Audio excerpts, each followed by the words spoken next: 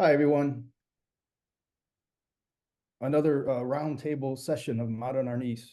It is May 29th, 2024, and I'm in the company of several more OGs, original gangsters, a term of endearment to me, given my former profession. In no particular order, we have Richard Roy and Janet Alps and Hak Hakim. Um, we're going to have a little bit of an intro session first. And then we'll get into just a couple of basic questions. But this is, I believe, the fourth or fifth episode of the roundtable. And once we complete this session, we will have actually had almost 20 of Professor's original first generation students at the roundtable. And they all bring a wonderful piece of history. I know for a fact everyone on the screen right now dates back into the early 80s. And we have a camp host in that Richard Roy was the camp host for 13 years of the mass camp. And so many good memories between Richard, myself, and Janet, having been to all of them together. And Hawk will be talking to us a little bit from Texas. And this is a good opportunity because not everybody on the screen has met. And as a matter of fact, when I met Hawk, it was many years ago. We were either in Detroit or O'Hare Hawk, and I was going that way, and you were going that way, and you spotted my Arnis t-shirt, and Oh, no we kidding. Okay, yeah. chatted for That is about 2 vaguely minutes. familiar. Yeah, you had a flight to catch, and Yeah. we almost got you up here for the camp last year, but I know you have many international commitments, and one of them wanted you to come a tad earlier than normal. But I'm not giving up. One of these days, if we can get on your schedule, which is amazing because for Janet and Richard, Hawk has been in over 70. He's taught in over 70 cities. I don't know how he does it, but we're going to get into that. But the whole point of the round session, folks, this is the first time I think for each of you. I kind of came up, the short of it is I came up with a concept of coffee time, in essence, with the masters, the grandmasters, the sifus, and the seniors, senior students of Professor Presas. We all take a chance, the opportunity to introduce ourselves, tell everybody a little bit about what we're doing and what we've been doing for the last several decades. And that takes up most of the session, but there's a couple of very obvious questions that I'll be asking all of you. And I can jump into because, again, I know not everyone has met everyone, but in no particular order, ladies first, Janet Alves is from Central Mass. Janet is the longest standing female practitioner that I'm aware of on the planet in modern Arnis. She is near and dear to me. She's been running the Valley Women's Martial Arts School for over 40 years. And I'm so happy you could join us, Janet. This roundtable is geared toward everyone. So it's not just senior students, but also folks that are brand new to modern Arnis. So if you would please start, tell us a little bit about your background and what you've been doing with Arnis for, like I said, it hurts to say this, but it's been 4 decades for all of us. So go ahead, Janet.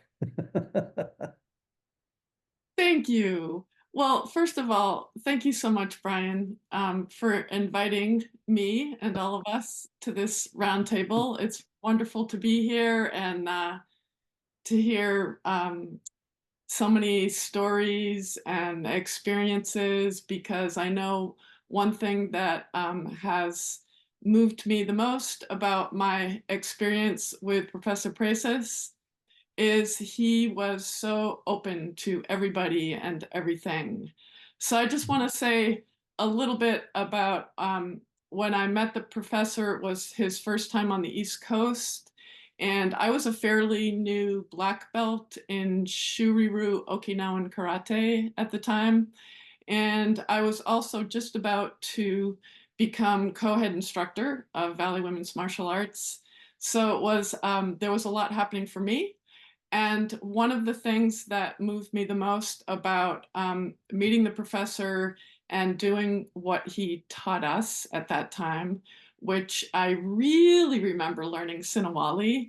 And I thought about those techniques and exercises as ways to connect with other people, and also ways to connect within the art that I was already studying. And that has really been a theme throughout all of these decades, is how many people I was able to connect with here, there, and everywhere, people from all over the world. Not only through modern Arnis, but that's what we're talking about right now. So I owe a huge debt of gratitude to the professor for, yeah, just making so many different opportunities for people to get together and connect. And the thing that's been really important about that for me, and I don't know how long you want me to go on with this part, Brian. Is there a certain amount of time you want to keep it to? The blessing with predominantly, it's going to be just the three of you because I've already done my thing, but I'll chip in a little bit because Hawk and I are still getting to know each other, but we really have no set time. Okay.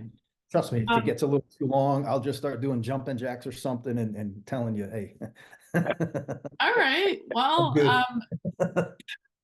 so the piece about meeting a lot of different people and meeting this incredible instructor from the Philippines and hearing some of his stories, that has been a theme also for me throughout all of my practice, is this piece about cultural exchange and what cultural exchange means. And I understand culture as the way we live our lives every day. So everybody has specific culture, but then there's group cultures, countries cultures, all different identities of people, different populations have cultures. So I just the opportunity to have cultural exchange and then understand more about how the martial arts have been developed over centuries through this exchange. Anybody who tells me there's only one way to do something, immediately I'm asking a question. Well, what about this? What about that? Because the professor was all about innovations. And so from the very first, when I heard his story about being a 6-year-old and breaking the rules, children weren't supposed to learn Arnis. So he broke a rule right from the start. That also really impressed me because I've had to break a lot of rules to do many of the things that I am doing right now, including even, and you'll probably be laughing at this, but it wasn't funny at the time. People used to tell me I wouldn't be able to do movement because I wouldn't be coordinated enough because I was too tall. So you don't see me how tall I am right now, but I am very tall. So that was one example of people telling me things that I couldn't do because of who I am. So I really was inspired by the professor and all the ways he fought a lot. But it seemed like everything he did was fighting for being able to do something he loved. And not only that, but fighting for the opportunity to share with as many people as possible without being driven out of town, so to speak. And I just, that is so bold. That is real courage, not to fight just to fight, but to fight to be able to be yourself. And eventually the fight turns into something more like, I'm doing this because I want to share energy that is life-sustaining, that is healthy. The professor didn't want people breaking their hands, hitting each other's hands. So he figured out a way to teach where people would still be surviving to come to the next lesson. And I'm not somebody who really believes in just ongoing fighting because it's actually very easy to hurt somebody. But I am somebody who believes in sticking up for myself and helping others learn how to stick up for themselves. So that's also been very, very much a part of what I have done with this art. And you probably won't be surprised if you know me at all. I do have a poem to share, but I'm going to probably wait for that. So That's me right now. I'll love to say more, but that's what I want to say right now. You don't realize this, but you absolutely just nailed one of the questions I was gonna ask. Oh, But that's okay.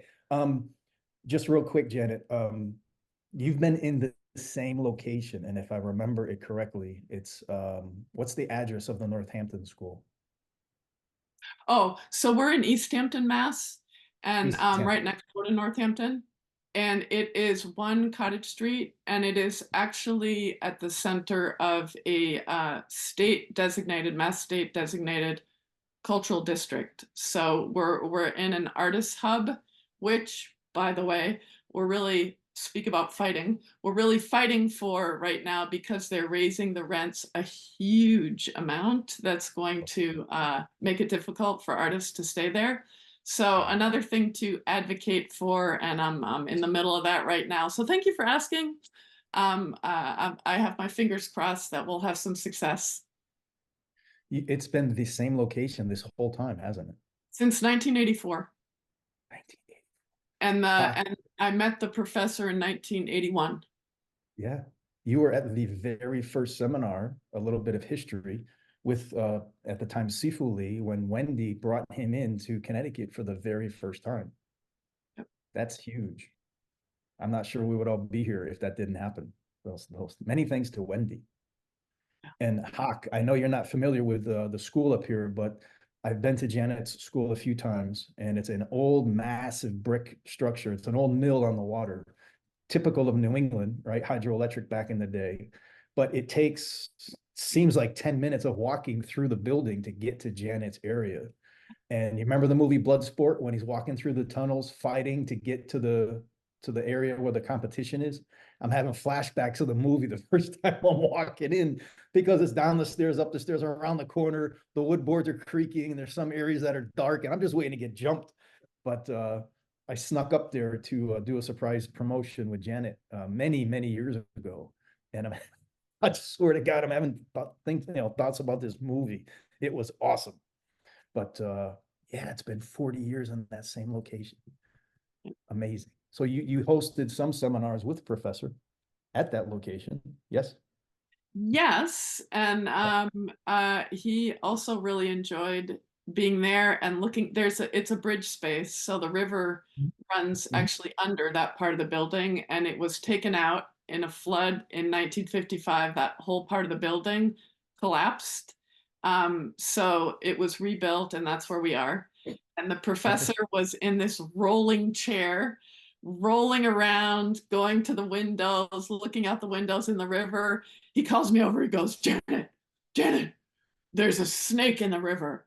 And he's looking out there. And there really actually were these big black snakes. So when I came over, I don't know where it went. I'm sure it was there, but he was fascinated with the whole place. So yeah, we had a good time. Couple different times. Awesome. Awesome. And then we have none other than the mass camp director, Richard Roy. Sifu, we're all ears. Let me unmute myself. So Janet, are you still teaching? I am, yes. Wow. You are amazing. As are you. As are we all. You are amazing. So my orientation to modern Arnis was through a fellow black belt at the school that I was running at the time, Tommy Campbell. And he went and worked for June Rhee and connected with Bruce Chu. And when he came back to Mass, I would meet with him once a week, and he would show me some modern Arnis. And at that point, it was Sinawali. So it was a lot of really good coordination, I felt. I thought it was really, really useful. And that got me interested, and I researched. And I was looking for a more realistic self-defense approach to the karate system that I was teaching. And at the time we were doing the fire drill method, which is you grab me here, I do this. And, it came from Tracy Kempo is what it is, which is all good stuff. It's just that it takes so much practice to really get that happening. That ends up being most of class. And I was looking for something I didn't really quite know what it was, but when I met the professor, he distinguished between learning technique and acquiring skill. And the skill acquisition was very, very repetitive. And it just got it into the muscle memory in a way, you know, like trapping hands and the Sinawalis and like that. And I came at martial arts as a musician. I'm a drummer. So in drumming, we learn rudiments, daddy, mommy, mommy, daddy, that kind of stuff. And the professor really emphasized basics. And that really appealed to me. So the first seminar I went to was at Janet Alf's school. And I brought a group of students because I was making my living as a martial arts teacher, predominantly teaching karate. But I had already started studying Tai Chi and Bagua and Qigong and different things. And the seminar at Janet's was totally amazed me. At the end, it was David Hoffman and Lee Lowry, and the professor did double tappy tappy and disarmed them both and threw them on the floor. And I went, I'm sold. I want some of that. Can I get some of that too? I remember he taught double zero, and I know where I was in the room, even just to the left of where the bathroom was, and I'm going at it, and I'm right between the eyes, and I split my forehead wide open. I remember going into the bathroom and, like, you know, dabbing the blood so it wouldn't come into my eyes. I learned a valuable lesson there as far as weapons training goes. And then I think it was after that it was Lee really that really pulled me in. He added so much dignity to the art. It was just amazing to me. I went to the Beverly camp in '87, and the professor was there, but he was ill. I think that was the beginning of his pretty profound illness. That was a 7-day camp. You had to produce a black belt certificate to get in. There was 27 of us. It was 7 days.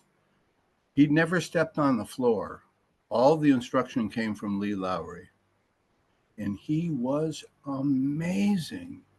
The way he presented that material had such a dignified quality to it that there's a few amazing things about the professor to me. His ability to get people from different systems, different styles of Taekwondo and Kempo and Judo and all these people in the same room, and they're all working together. It was absolutely amazing. And then as I watched these roundtables, and by the way, thank you so much, Brian, for doing this, because I think it's really valuable.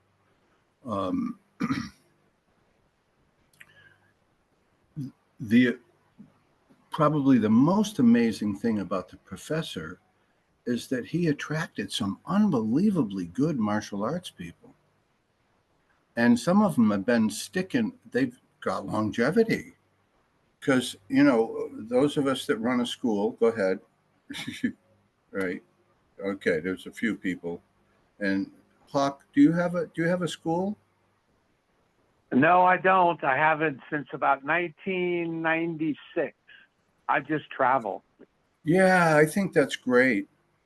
I think it's great. But if you have you had a school at one point, yes. And those of us have seen that the attrition in a martial arts school is unbelievable.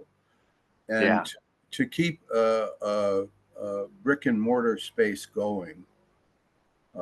In Greenfield, we've had not the same place. I moved the school 6 times, very expensive. But we've had a brick and mortar school going since '72. I took over, and I've been retired since '16, but my school's still going. Kinda. COVID. How did COVID do for you, Janet? Yeah.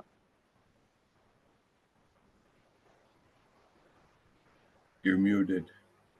Yeah, we lost her. Sorry. That's okay. Yeah, we ended up going outside for classes, which actually was a silver lining. It was quite beautiful. Mhm.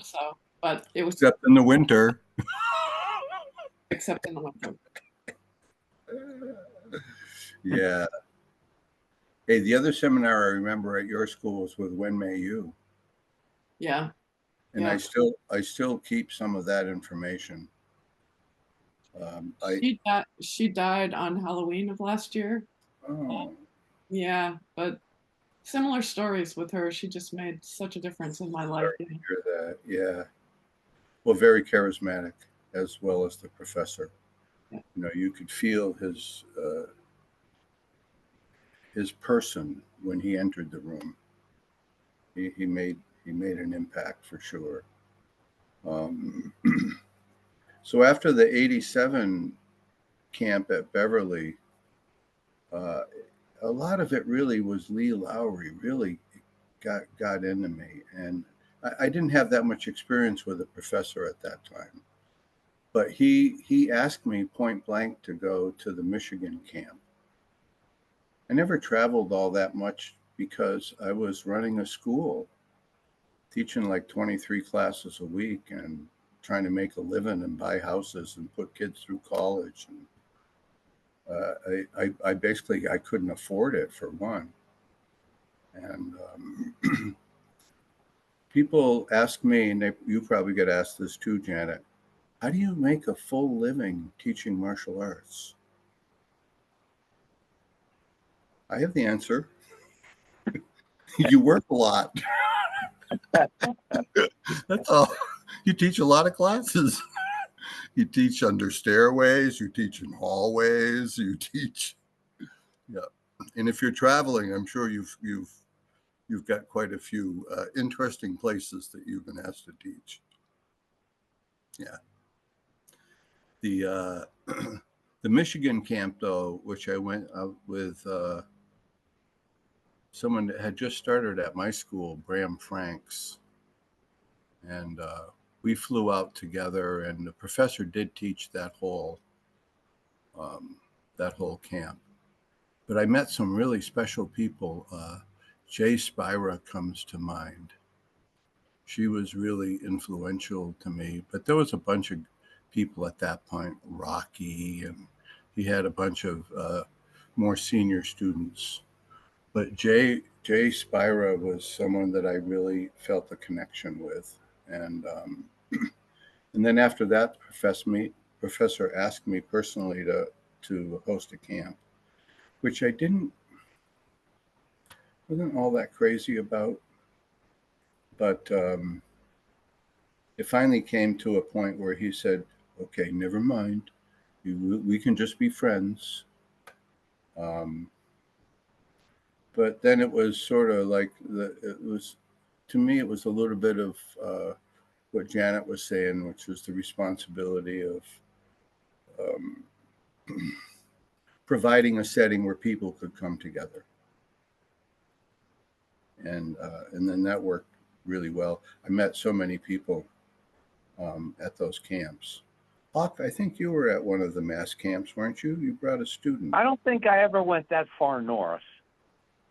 One of your students did. Oh, probably. Yeah.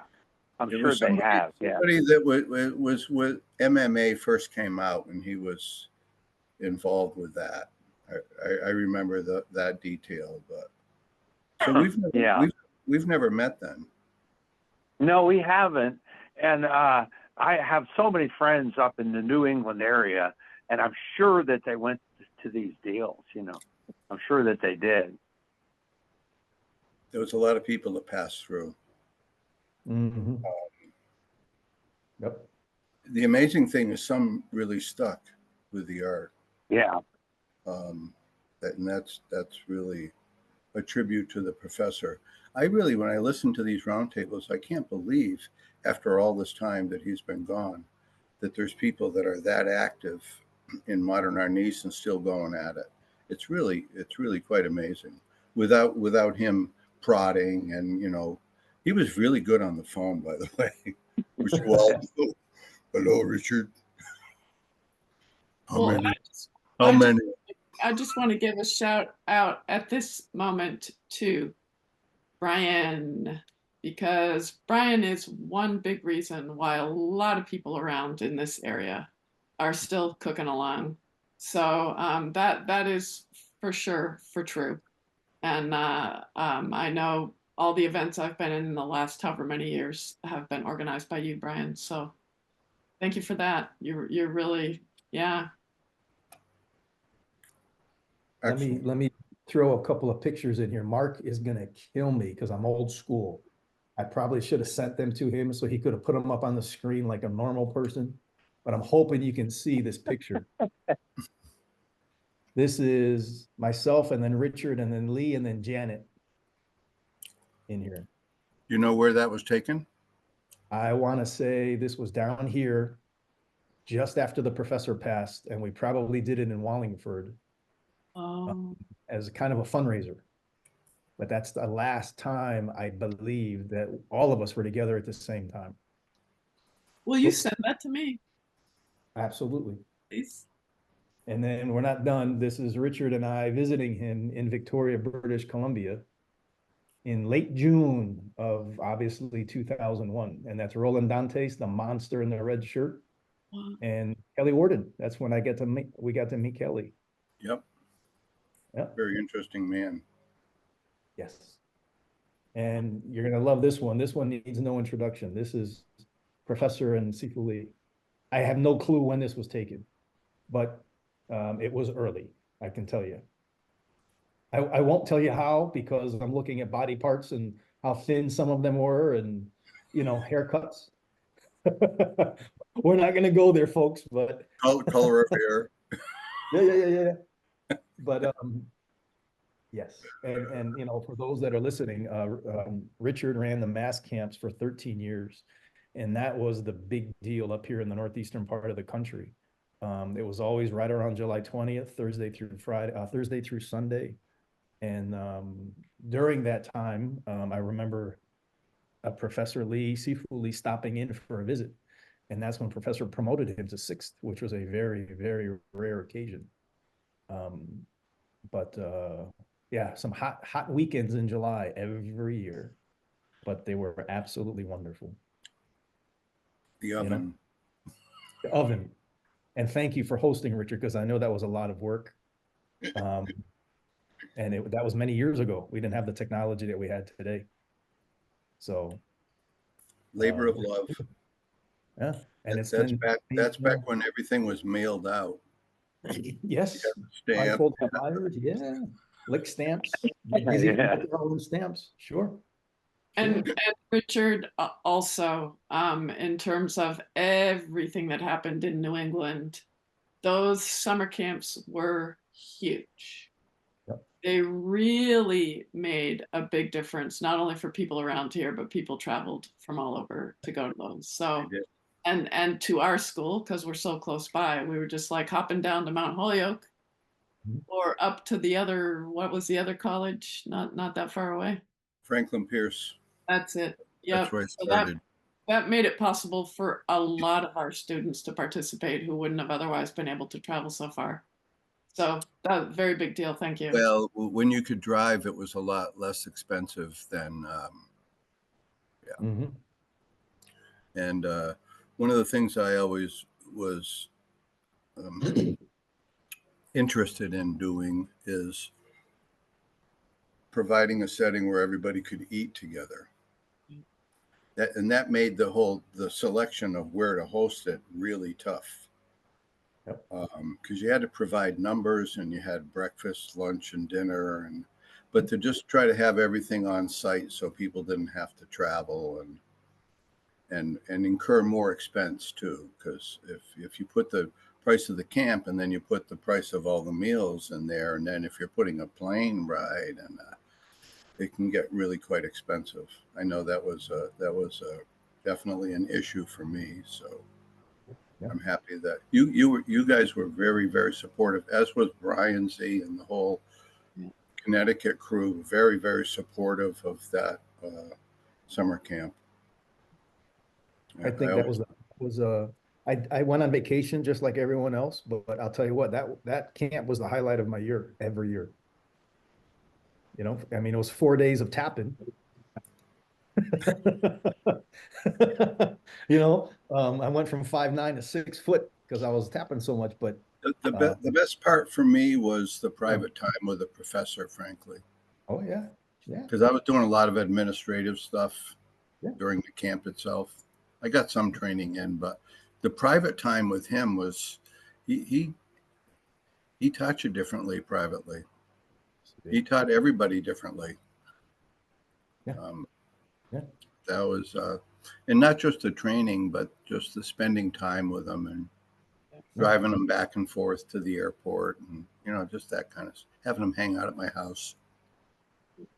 Not exactly knowing when he's leaving. Larry, poor Larry Roca. That man had itchy feet. Uh, He had itchy feet. he did. He moved around a lot. Did. Did you ever see his passport? There was many a time when he wound up at Larry's house over in Sheffield, Mass, which is the extreme southwest corner of Massachusetts. When Larry was working at the Sheffield Academy and living on campus, he'd wind up there with Larry, and next thing you know, he's staying there for the week until his next gig, until he had to go to the airport. And God bless Larry's wife, Candace. She was a saint. She's like, Larry's like, I guess he's staying, and she just made room and things, and yeah, you just never knew with him. How many do we have for dinner? Yeah, yeah, you might as well rack up the week. But well, I was lucky because in July is corn season in the Connecticut Valley. And I don't know if you all know, but the professor was very, very fond of sweet corn. No, okay. Very fond. Like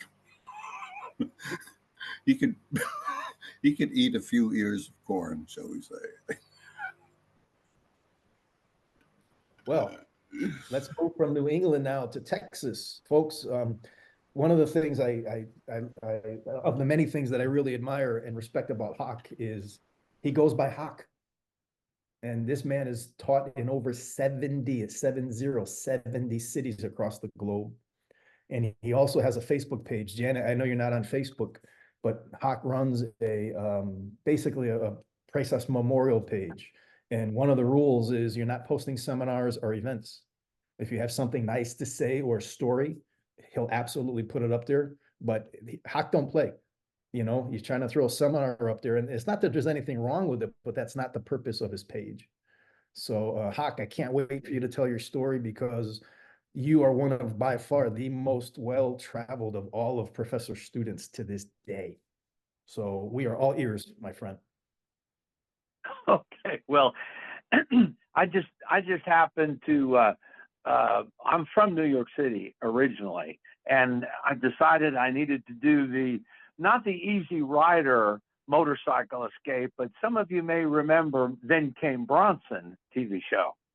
And myself and two friends left, traveled quite a bit all over the country, wound up in Texas, wound up in Ed Parker Kempo Karate, and went in the Army, came out, did various little karates. I wasn't very happy with them.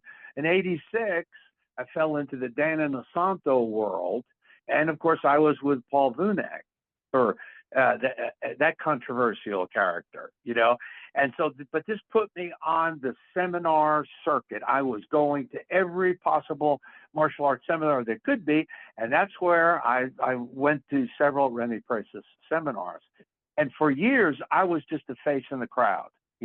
I'd catch him every time, different places. And at one big seminar, a guy who was a private investigator just kind of walked up to me. We were partners at parts, and he said, "Do you know his Ernesto, his brother?" And I had no idea. He says, "Well, come over here." And we go behind a curtain during a break, and he's showing me material. And so I wound up attending the REME seminars and working with this guy for a couple of years. And then 91 comes around and he calls me up and he says, "I'm going to the Philippines. You got to come with me." I said, "Well, how long?" "Well, at minimum 3 weeks." So I had a lot of comp. I had a lot of comp time from the police department. If you they don't want to pay you, so they give you comp time, and then they want you to take it. And so I took it all. They were thrilled. I was gone, and when I got back, some of the guys in these seminars told Remy, Hawk has been to your house in the Philippines and the Negros Island, and Hawk was training over there, and okay, who is Hawk? And he says, "That guy over there." And so then he come over, and then that's how we became friends. And so I said, well, I was hosting people, a lot of people, for seminars in the Dallas-Fort Worth area, and I started hosting him. And the stories about him staying are so very, very true. He called me, said, "Okay, I'm coming in. Can I come Wednesday?" I said, "Sure." I was a bachelor at the time. I said, "Yeah, sure." "Okay, good. Then I leave next Wednesday," because, the man had no home. And in the middle of the week, he'd have to pay to stay in a hotel somewhere. So he was, and then what was more interesting too is I wouldn't be hosting him, but I'm in the Dallas-Fort Worth area with a major airport, and he wanted to stay. He'd call and say, "Can I stay there?" Like Tuesday, Wednesday, Thursday, something like that.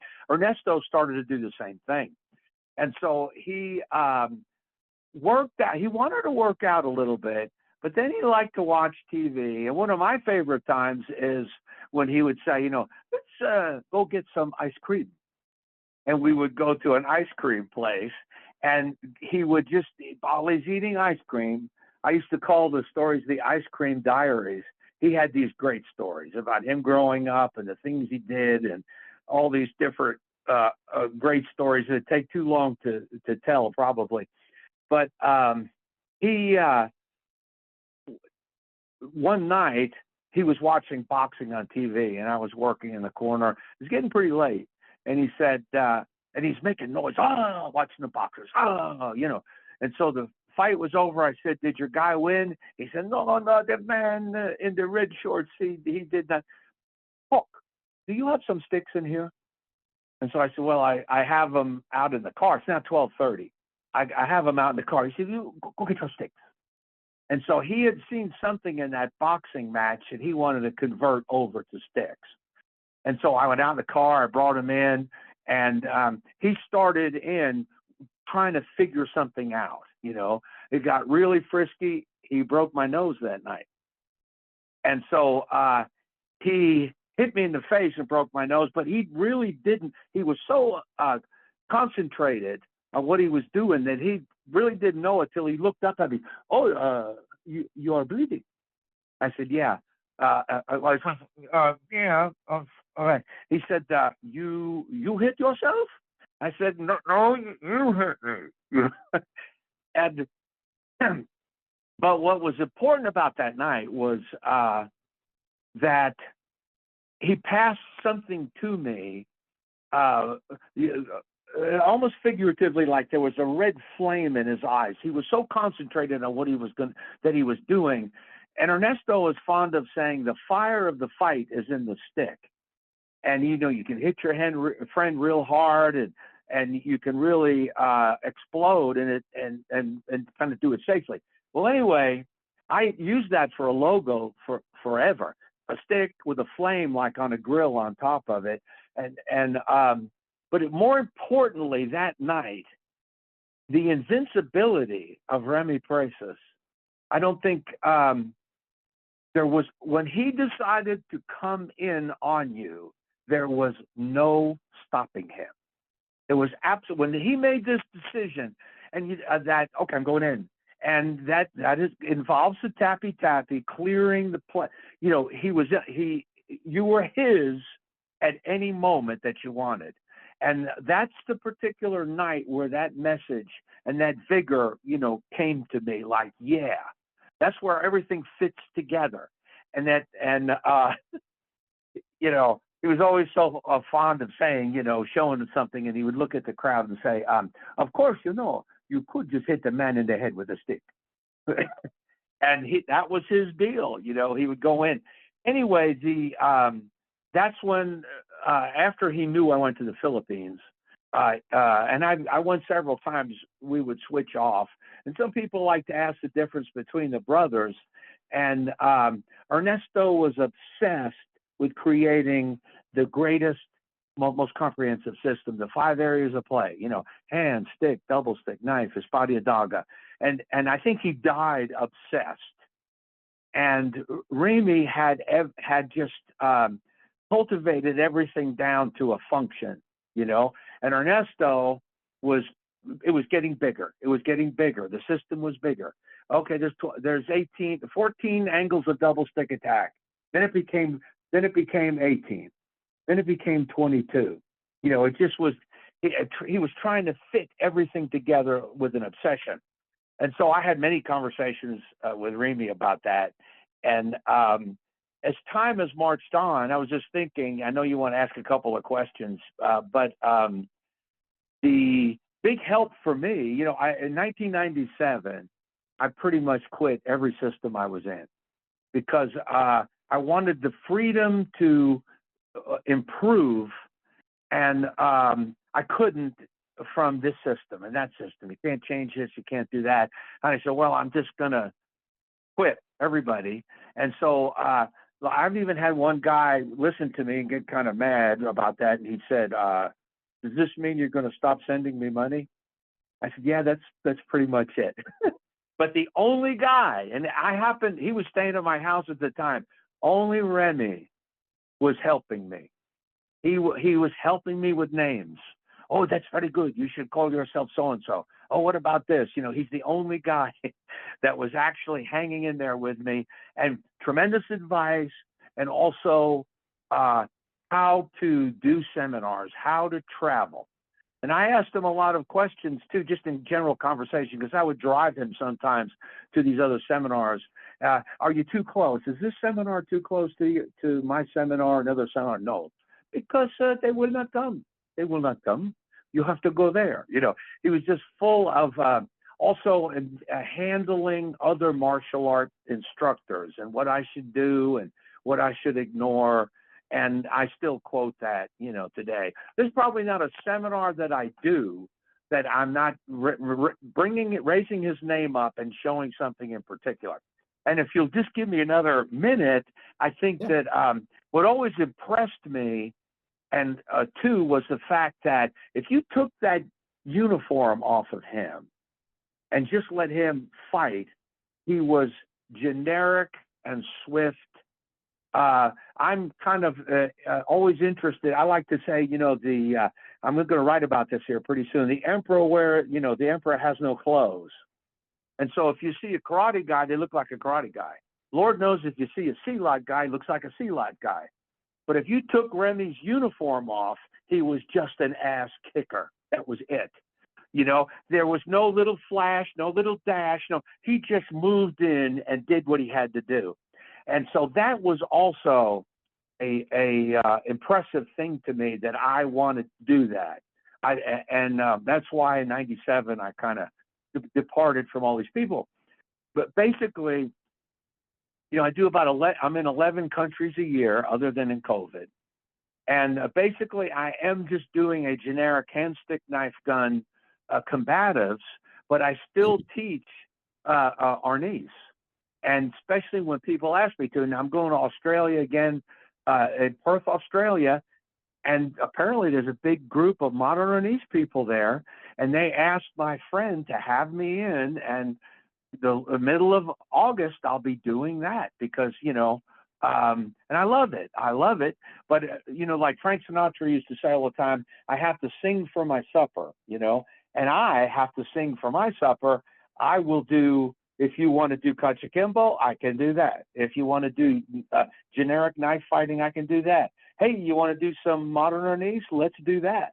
You know, it's all fun. I enjoy it. But if any longevity that I have, as in traveling, is because I think of these diverse subjects that can make various people happy everywhere I go. And then I was with all these people, you know, Wally J and all these people, you know, thanks to Remy with Wally J. The ability to have that original lineage, I guess, is a pretty important thing.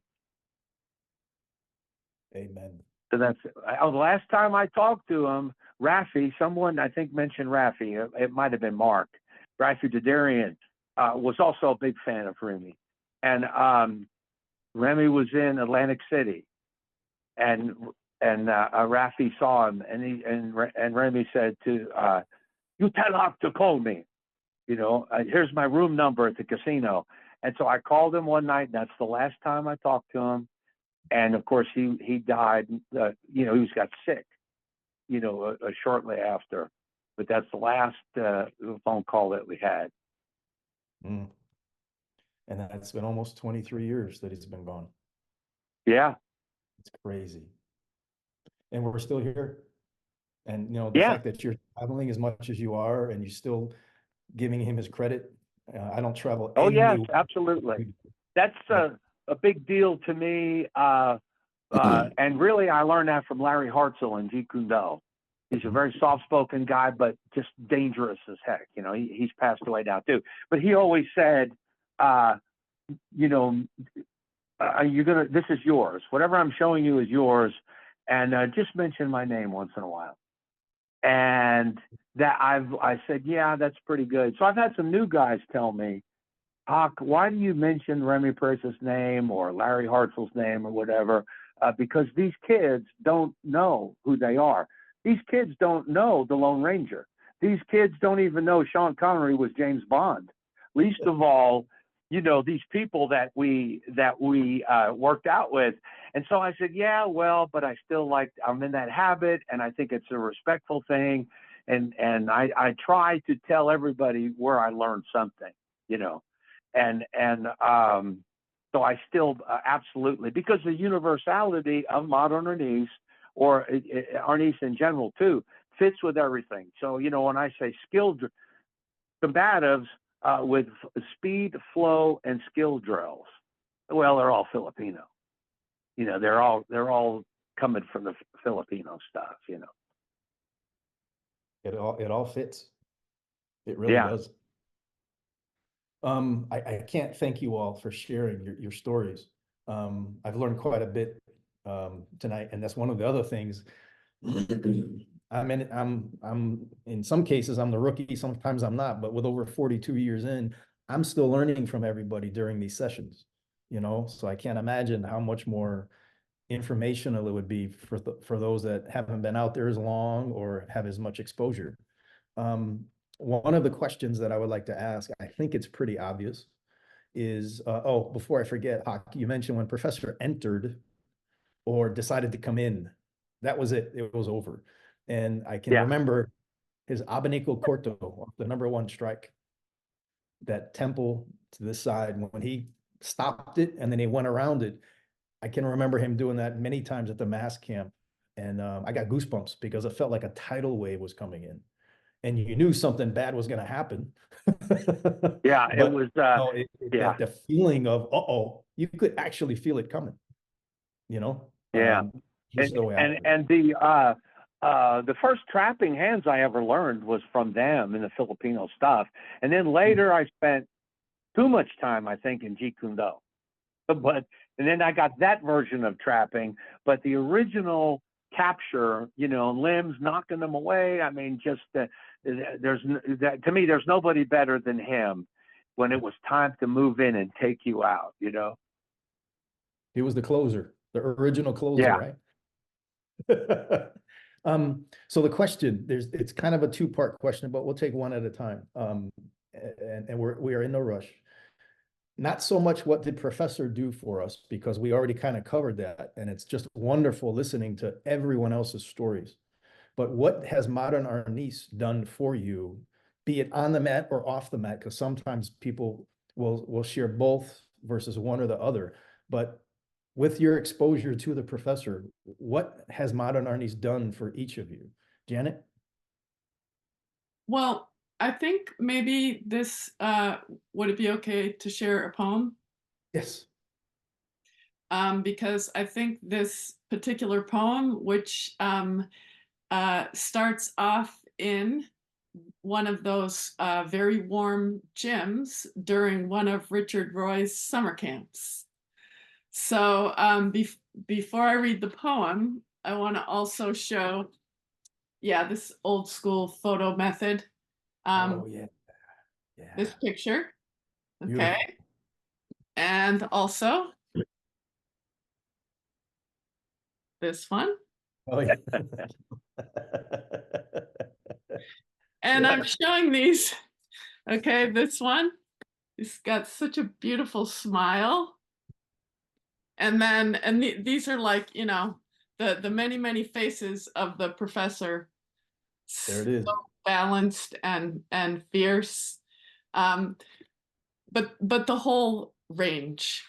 And he was very, very generous in the way he shared. Mm. The way he shared who he was, and the way he was so direct, what I'm hearing from everybody, very direct about, here's what I have. The professor would be clear about, here's what I have to share with you, because I have the feeling of who you are from the heart. And the way he would say, the art within your art, I always also heard it as the heart within your art, because he was one of the biggest hearted, most open hearted people, even though he could also be very, you know, like running around in all directions and, you know, like uncatchable, very uncatchable. But he was also incredibly direct. And so I want to read this poem partly because I knew we would be here with Richard. And it starts at that space at Mount Holyoke College. Tappy tappy. We clatter sticks in a sweat-filled gym, like giant insects tapping antennae. Hand to rattan cane and grab, changing the wind's direction. Sometimes smooth like water rippling easy over stones. Then the snag of branch to face. How tender this human body. What moves me is the work of memory, when to hold and when to let go. Cells, pulse, spirals of breath, braiding, unbraiding to the next design. And the shifting stories we create. Power grows where we meet, like tributaries in currents flowing stronger toward the sea. As grief unfurling joy ignites sparks in our eyes. We can see the professor smile. He wanted us to smile, to know transforming is real. When facing any challenge, we can feel how precious it is to share, listening, weaving, day by day, grateful for the heart within the art our teacher gave us. And I will just say, so for me, the rhythmic aspect, the how rhythm creates, and speaking of drumming music, how rhythm creates particular memory, and it creates particular memory of experiences in relationship with other people. So one of the things that I have taken throughout all the practice that I do and all the teaching that I do, including Tai Chi and Qigong, so karate, Tai Chi, Qigong, and modern Arnis are the three movement languages that I have continued with, and hopefully for all of my days, to have that feeling from the professor of every interaction. he was being with me. You know, like it was a very particular interaction. It wasn't oh well, you're just, you know, another person and here. I always felt, and he had that gift to make everyone feel special. And that for me was something that I already had a sense about, but that I felt very affirmed in and that I felt energized by.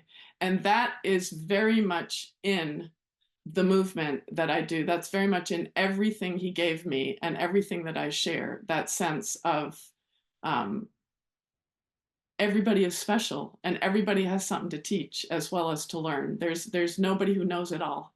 There's infinite possibilities. And I really felt that from the professor. Profound. Thank you, my dear. Awesome. Awesome. Richard.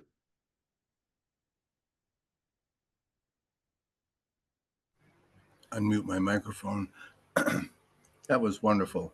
I really enjoyed the poem. It was. It kind of brought me back to that sweaty gym. I can smell it. Who can you smell? I can still smell it. And what, maybe year 10, they told us about the ceiling fans? Those bastards. Yeah, Oh, for yeah, me, you can turn those on. for me, I got so much from the professor. He had an uncanny ability to make you feel like you were the only one. He just would just, whether it's on the phone, in person, certainly when he was training with you. And my primary art is Taiji, even though I made my living teaching karate, basically. And with a professor, he really encouraged me. He really knew how to make a living teaching martial arts. Hmm. And that's partly hit the seminar thing and the larger groups and the camps and all that. And he was very, very free with what he was really doing. He was creating magic. That's it. If I started talking to him about curriculum and this and that and names, he'd say, Richard, you would ruin it. You know, he didn't, he just wanted to, after those camps, he said, we hit the bullseye because everybody's smiling. That's where I learned that the frequency of learning correctly is to be relaxed and have fun and be playful with it. He's the one that taught me that. And I've had a lot of instruction from various Tai Chi masters, but he was the one, he never used the language. But if I was doing tappy tappy with him, he'd say, oh, that's too loose, or that's too tight, or that's too this, that's too that. To get just the feel of it, just absolutely in sync with how he was. And I don't know if you all had the same experience, but if I was touching him, my level would go woof, right up to the ceiling until he let go. And then it would go, boom. It wouldn't go all the way back down, but it would go down pretty significantly. But when you were doing it with him, I remember him starting a seminar with the most god-awful, complicated technique. And I'm thinking, there's beginners in the room. How are you possibly going to get people to do that? 10 minutes later, they're all doing it. I mean, you know, they're not doing it like he did it, but but they were doing it. He would pull out he would get a room of people doing things that were they've certainly never done before and probably never done after. Because if he himself was in the room, he created a certain confidence in what you were doing. I don't know.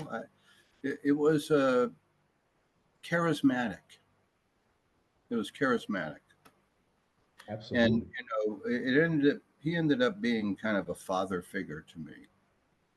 I was pretty, and you know, I still miss him a lot. I was pretty devastated when he died. Personally, you know, it was as impactful to me as when my father died. It was very similar. So it really warms my heart to see some of the seniors that, you know, that I've met before. I can't say I know them really well, but to see them still involved and pushing forward with his vision, because he sacrificed a lot for modern Arnis. He sacrificed a lot. And the people that travel a lot, like Hawk and, those, and some of the other roundtables, there's a lot of people that do a lot of traveling. There's a lot of sacrifice in that. I mean, it's great, but there's sacrifice in it. You're sacrificing time with your family, time with your business, time with your personal time. This last bit of time since I've been retired, and we live half year in Florida, one of the things that I'm up against is I always had a school. I always had a lot of training partners. Well, when I'm retired and I'm not teaching classes much anymore, except when I'm north, I don't really have that. So it's how to keep some of the internal stuff going without a partner, because it takes 4 hands to really do Taiji. Same thing with Arnis. Arnis is very difficult as a solo art. I've been kind of struggling with that. I have students that if they spend time away from practice partners, they end up stopping. Especially if they're. Anyways, I think that's an issue for me personally. Is the positive side of that is the professor's art demands that you connect with other people in order to keep doing it, and that's a special thing in itself, and that's kind of where I'm at this point, is realizing that I'm going to have to make that happen in order to keep some of the material, and never mind progress in the material. I hear you. But he gave me a lot. Eternally grateful. He gave us all so much. How about you, Hawk? What did Modern Arnis do for you? Well, just real quickly, we mentioned this Price's Tribute page, and the reason I don't have any seminar ads or product ads on it is it's worldwide. We have thousands of people on that page, and if it'll just turn into a catalog. Everybody's got a seminar all the time, and I just realized I can't do this, and you can't do it if you can't do it you can't let one sneak in, because then everybody else was. Well, you put that guy up in his seminar. So I just want stories. I just want some spot where all this stuff is still alive. As an aside too, that one time in a Dallas seminar, everybody left for lunch, and me and this guy named Tom Barnhart and Remy and 2 or 3 stragglers are just hanging out in the gym. We're all sitting on the floor with our backs up against the wall, and this stout young man, about 20, comes up and asks, very polite, and asks Remy a question about, because he had taken a guy down and did something to contain him. And so he says, well, if you do that, so Remy gets up and he does it. And Tom and I noticed that this kid suddenly, I don't know, was Remy 65 at the time, and this kid's like 22, and you can tell a weightlifter. So he counters Remy. This is ground now. We're ground fighting, and then Remy counters him, and this kid gets a little more worked up, and he tries to count him. And everything that he did, and meanwhile, Tom and I are looking at each other like, we got to stop this, But he went toe to toe with this kid, who obviously knew something, to the point where we realized this is a hothead kid, and Remy's just playing around with him, counter for counter for counter, and just wrestling now. We're just talking about wrestling. And then suddenly the kid just knocked Remy's glasses almost off of him. And the kid realized, what am I doing here? And he stopped. But, and of course, Remy was unabashed, never acted like that was a big deal. But people do forget the vast experience that he had in different martial arts. And same thing with Ernesto, too. It's judo, it's karate, it's all these different things. Well, every time I was on the Negros Island, I'd like to add, too, because you all had mentioned some, how special he was. When you meet the Preces family, the sister and so on, they are a majestic group. It's almost like they're the kings of the island compared to the normal people that you see on the island. They were stout, they were proud, they were articulate. And we would go out like in the jungle somewhere, and there'd be some guy in a cut-off pair of jeans with a machete, otherwise naked, look at you, and you don't know if he sees, oh, there's some strange white people, or are you lunch? You don't know, and these are very typical islanders, and yet you had the Preces family, and they were all just unique, special. They were all special, articulate communicators, all like that.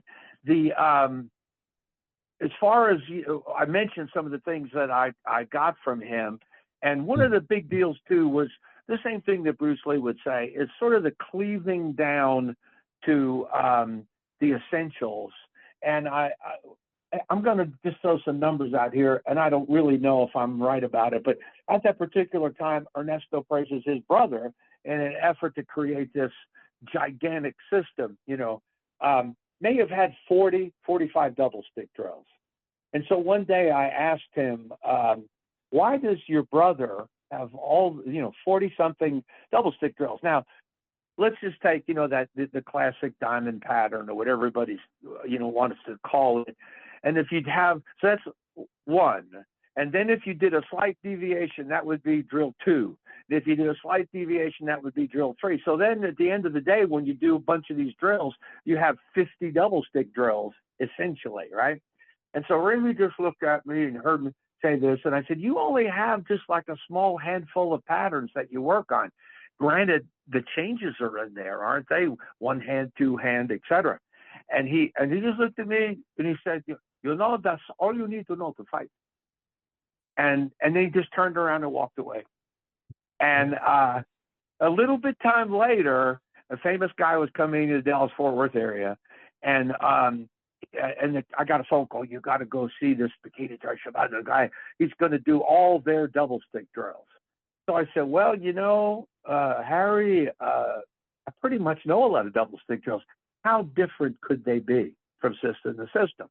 And so I said, I'm going to pass on it. I'm going to pass on that subject. So you'll have to tell me about it. And he left away. And then I started to thinking, how are they the same?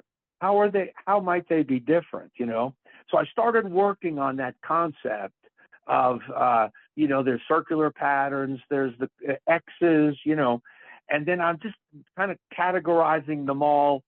And then I realized later, after all that work, it's really the big 5 or 6 patterns that Remy does.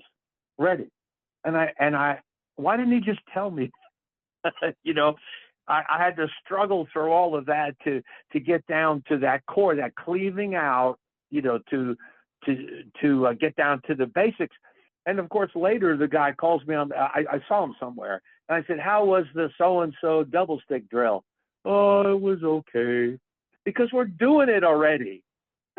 We're already doing that, and so there's just a point of museum collector obsession where these people get off on making 10 loose leaves of every what everybody is doing, and I'm kind of the opposite of that, which is why I stuck with Remy more than Ernesto, because Ernesto was building and building and building. It was kind of going crazy, and that's a big lesson, is to get down to those basics and be that emperor with no clothes. And just don't look like some art, don't look like a dance, just kick ass. And boy, could he do it. I'm writing down emperor with no clothes. I like that. Folks, I can't thank you enough. It's already been 75 minutes and that's fine. Wow. Yeah, this is the blessing of this. This is probably going to be where I'm going to start to rotate the roundtable to start taking on particular topics and or particular questions, because we now have had about 20 of us, I think it's actually 19, doing these intros. And now we start moving toward topics. I'm hoping you'll all be at some point, if you're available, to come back for any particular topic or series of questions. You'll know what they are in advance. There's no surprises. You know, that my first thought with the roundtable was just coffee time with the senior students. But the reason I chose roundtable is because given our history, we go back very far with the professor. He was the hierarchy, right? And when he died, all of that went with him. The rest of us are on this even keel, so to speak, with very different stories and experiences. Some are school owners, some are travelers, some are a little bit of both. But I wanted to do something reflective of where we were. And I said, you know, there is no hierarchy in the round table. We got a bunch of amazing people that have been at this now for decades. And why not just get together and just have some pleasant conversation? No politics, you know, no throwing shade, no negativity. That's not what he was about. And you all just, it's been reaffirmed again and again and again. This guy made you feel like you were the only person that mattered when especially when he had you in his clutches, right? Or broke your nose, yeah. Yeah, you know, but even whether you're out walking, you know, I'll leave you with a really short story. Some of you have been to the Janet, you've been to the Middletown School, one of the last locations that Sifu Lee had. There was a Burger King 300-400 feet down the street. Professor loved Burger King. So I'm 14, 15 years old. I can't be 16 at this point because I kind of remember the story based on some other points in time. So Sifu, he says, Brian, take him to Burger King. Make sure he doesn't get lost. Make sure nobody takes him. Bring him back. I'm like, okay. So we're on our way back. We're holding our drinks in the cups, you know, the soft drink cups. He keeps asking me, you know, take a sip. Now I'm 14, 15. What the hell do I know? I said, no, it's okay, Professor. I have my own. But he wouldn't let up. And he asked me, I don't know how many times. And long story short, I sincerely don't even remember if I took a sip of his drink. But once he left town, because he wasn't there to see me, he was there to see Sifu Lee. I said, Sifu. And I told him what happened. I said, why did he keep asking me to take a sip of his drink? I have my own. And he looked at me, he looked away, and it kind of like he didn't want to answer me. He goes, Brian, he wanted to make sure his drink was safe. The Philippines were still war. Marcos was still in power. This is 1982 or 3, right? Yeah. And that's kind of messed up. Yeah. But they didn't overthrow Well, Marcos. you know what? We can't get started on this, but I was taken in the Filipino presidential grounds to the place that they were going to kill him years ago. You remember that story that he had to flee the country, and we had it was like a Secret Service guy that Ernesto knew, and we showed this is this and this is this, and right here is the spot where they were going to kill Remy Presas in the backyard of the presidential palace. So I could see, you know, that problem of growing up and living in that environment. If you run for city council in the Philippines, you need like an 8-man armed guard team, because they will kill you for that spot rather than lose the election, because there's so much graft, there's so much money involved, and so that's the world he grew up in. That's, you know, so that doesn't surprise me one bit.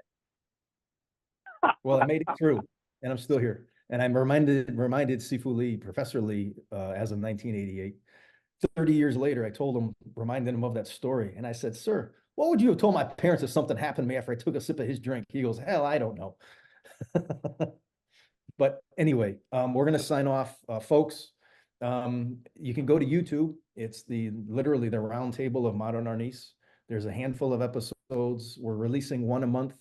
I'm not trying to work anyone, to include my guy Mark behind the scenes. Mark is just a blessing, helping us pull these off and doing all the technology stuff behind it.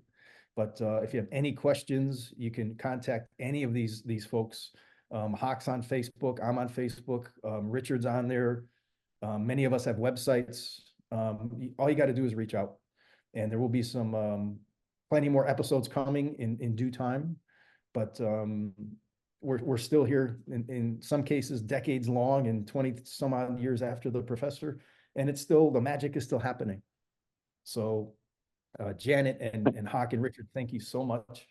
We'll sign off, and please stay in touch. And Janet, I will send you those photos that I showed you. And I can't thank you all enough for your time. And please keep your ears open for future episodes. All right. Nice Thank to you, Brian. talk. Nice to see you, Richard. Thank you, Brian. Thanks, everybody. Yeah. Nice meeting you, Hawk and Janet. Nice to Really meet you too. Yeah. Yeah.